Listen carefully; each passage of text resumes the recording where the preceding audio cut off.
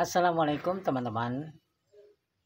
Ini saya sekarang berada di Pekon Pejajaran, kampung halaman.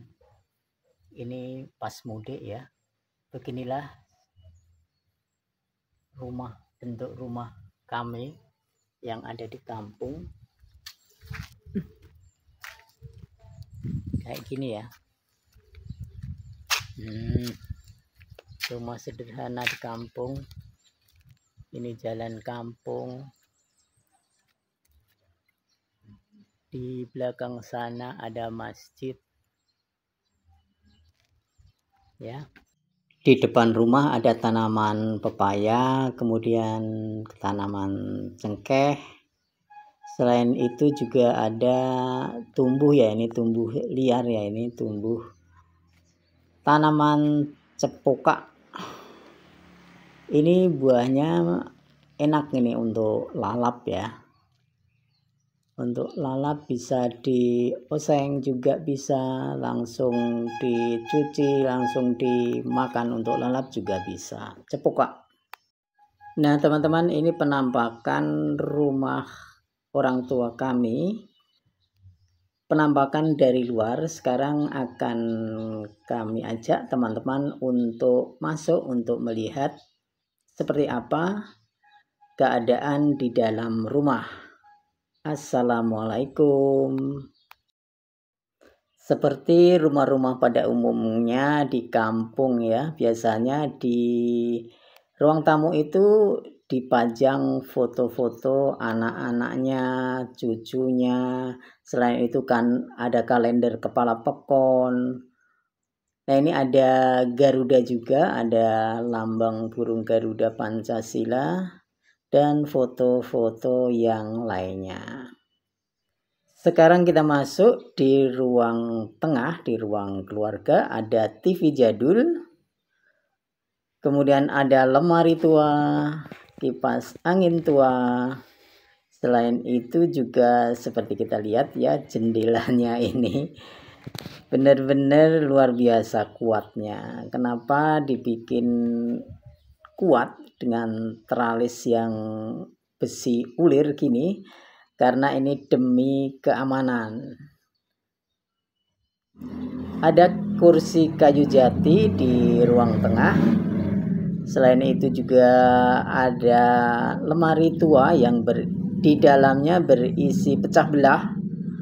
Ada piring, ada gelas, macam-macam pokoknya disimpan di sini. Nah, ini teman-teman pasti tahu ini. Ini namanya intip atau kerak. Sekarang kita masuk ke ruang musola. Di sini ada musola.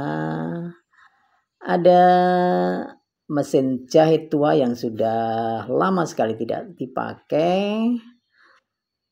Buku-buku, kitab-kitab Al-Quran. Selain itu juga ada teng-teng, keris pusaka.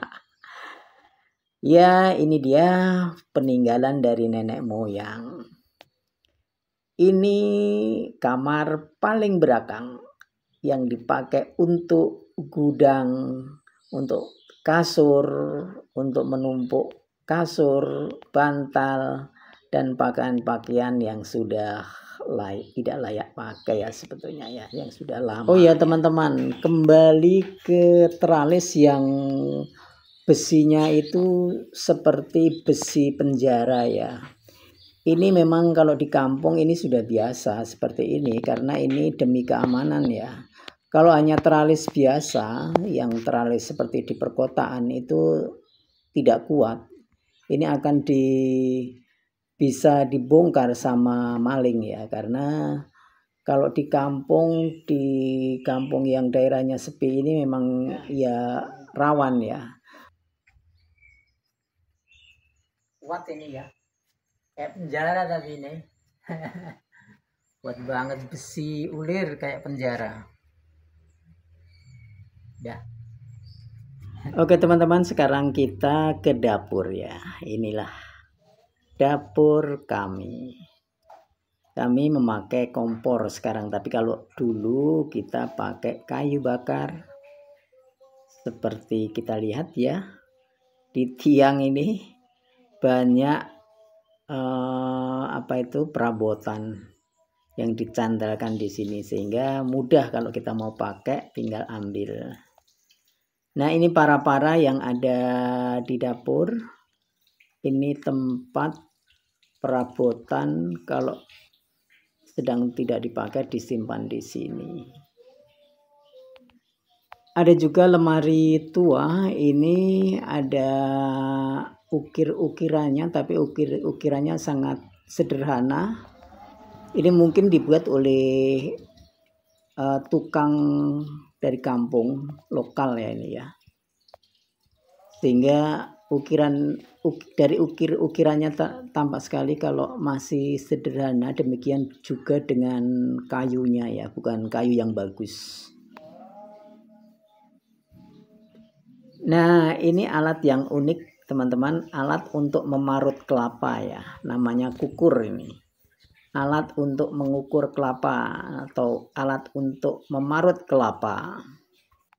Di gudang saya menemukan gentong yang dulu dipakai untuk menyimpan minyak tanah yang digunakan untuk bahan bakar lampu minyak. Selain itu juga belakangan untuk kompor. Di pojok gudang agak gelap ya, tapi ini genset kecil 2200 watt kalau nggak salah. Manggis. Selain itu seperti biasa kalau di kampung harus punya stok beras untuk sehari-hari. Kalau sudah ada beras kita sudah tenang. Oke teman-teman, ini keadaan di dalam gudang. Wow, cobeknya besar-besar ini. Ada semprotan juga ini. Ada roda untuk gerobak ini. Selain itu teman-teman, masih ada sisa-sisa lampu petromak ini. Ada juga lampu minyak ini teman-teman, keren kan? Oh, tinggal dibersihin, ini antik banget ini. Ada juga kompor bekas. Kompor ini sudah lama banget tidak terpakai. Airnya menggunakan air dari gunung yang dialirkan dengan pipa peralon ini. Tapi kita harus menampungnya di ember karena kita tidak memiliki kolam penampungan, cukup dengan ember-ember saja. Kemudian kita salurkan ke toren dengan menggunakan pompa kecil ya. Sekarang kita ke dapur paling belakang teman-teman.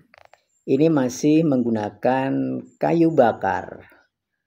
Ini masih digunakan teman-teman. Nah, ini pintu paling belakang. Ini harus dipagol dengan sistem pagol yang seperti ini. Tapi ini aman teman-teman. Kuat dan aman. Menggunakan ring besar dan kayu yang besar pula untuk pemagolannya, untuk magolnya. Ini dapur yang biasanya kita pakai untuk bakar-bakar ikan atau memasak ketupat ya. Itu masih menggunakan dapur kayu teman-teman.